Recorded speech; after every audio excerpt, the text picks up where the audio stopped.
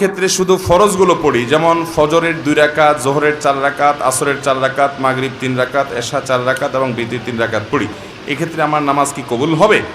দেখুন, শুধু ফরজ পড়েন এই ভাই, সুন্নত পড়েন না, নামাজ হবে কি না? উত্তর হলো, শুধু ফরজ পড়লে ওয়াক্তের দায়িত্বটা আদায় হবে। জোহরের ফরজটা পড়লেন, জোহরের ওয়াক্তের দায়িত্ব আদায় হলো, কিন্তু এটা পরিপূর্ণভাবে হলো না, ত্রুটি থেকে গেল।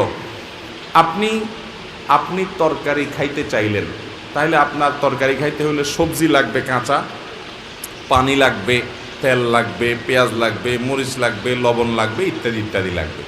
এখন আপনি পানির মধ্যে কাঁচা সবজি সিদ্ধ করে রান্না করে নিয়ে আসলেন, লবণ, তেল, হলুদ কিছুই দিলেন না, তাহলে এটাকেও সবজি বলা যায়, কিন্তু এই সবজি কেউ খাবে না, আপনিও খাবেন না।